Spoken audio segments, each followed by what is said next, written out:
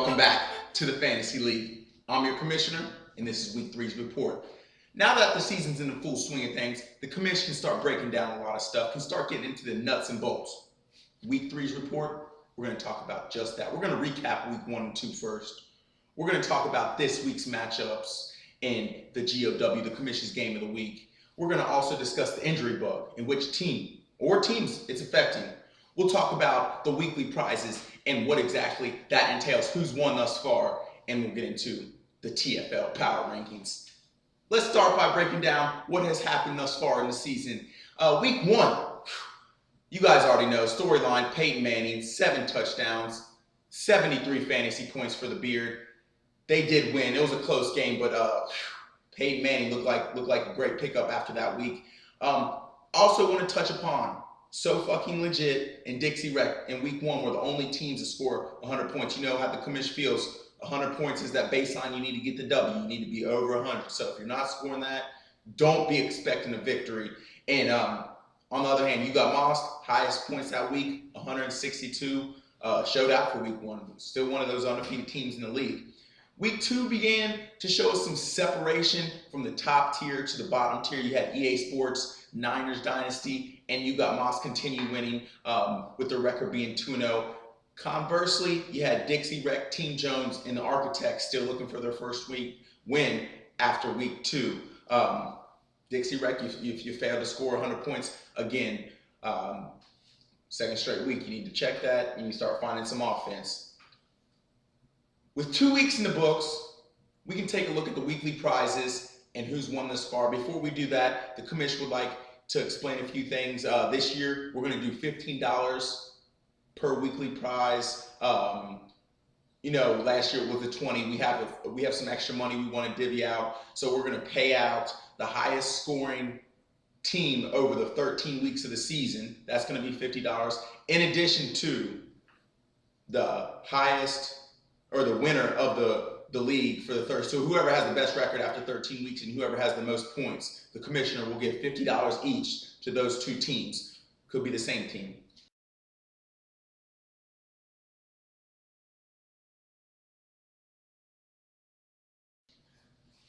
All right, we're going to take a quick break. The commission will be back, and I'll bring to you this week's matchups. Of course, the teams I love, my GOW game of the week, and of course, the famous TFL power rankings. It's the commission, TFL Studios. We'll be back. I stand for the undrafted, the overlooked that just needed one shot. Just one shot. I stand for fluidity. I stand for working hard before the sun does. I stand for my origins in the land of enchantment. My years in California, my collegiate years in Tennessee, and now my newfound home in Texas, and wherever else life takes me. It's not because of that, it's not because of money, works in my blood, and I'm not because I'm hungry. I stand for a 7-year-old kid's dream. I stand for ambition. I stand for freedom of thought, handling myself the same way no matter what emotion resides. I stand for style. I stand for class. I stand for love and oneness of all things. I stand for and behind all of my loved ones. I stand for family. I stand for the smiles and the cries. That's what I stand for. What do you stand for? Get a backbone. Welcome back. Let's take a look at this week's matchups. First game, the Architect versus America's Team. The Architects looking for their first win. America's Team looking to continue winning. Close game. Typically, you don't go against Brady and AP. I think the Architect just this week is too hungry. I'm going to side with them. Could be either way, though. Next game, the Beard versus Niners Dynasty.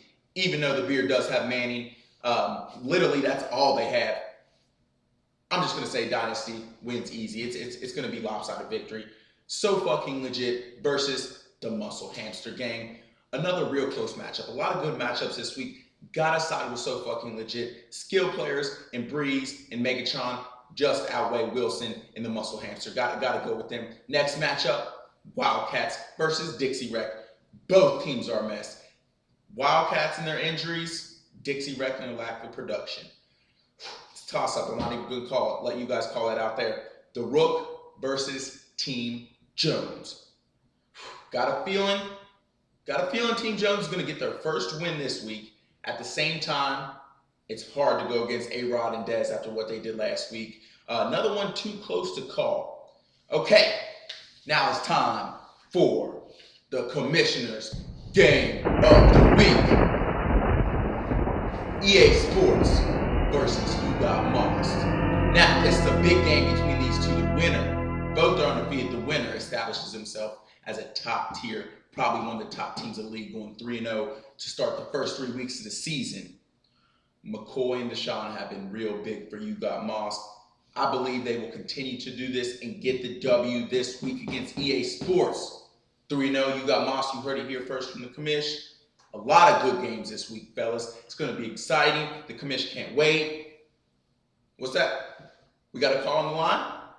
Yeah, no, patch him through. Patch him through. Commish loves the calls. Great. Yeah, go ahead, call. You're on the line with the commish. Yo, what's up, commish? This Big Rec from the West Coast. Hey, appreciate you taking my call, man. Really like what you're doing. TFL, great thing, man. Watch you every week, listen to your show. Okay, so, I see a lot of injuries going on this year already. It's only week 3, and I know that, but, what would you advise the team to do if, the injury bug hits your team this early? What can a team do? I see a lot of wide receivers and running backs going down. Appreciate you taking my call again, commish. Okay. Great, yeah. First of all, always like taking calls. I like to say thanks. And second of all, that's a great question. You hit it on the nose. We were looking to cover that this week. Injuries. They're beginning to affect 2 specific teams the commission has seen thus far. Obviously, could be more. It's only week 3. More recently, last week in the Wildcats, Bush and Rice for them went down. Rice left the game. I believe Bush came back for a little bit. Both questionable this week. Both 2 of their top 3 draft picks. And not to mention, Ingram is on their bench, questionable, another one of the running backs.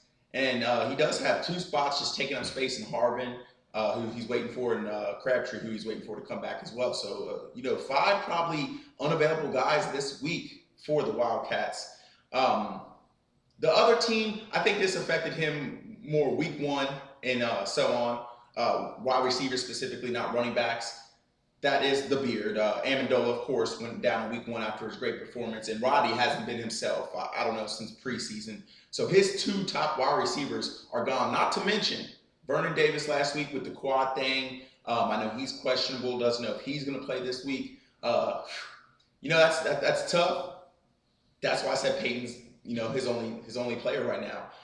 But to answer your question, for these teams with the injury bug, if they hit this early, you obviously got to look which players are injured and if they are big parts of your team. If they are, depending on how long they're out, that's another key aspect.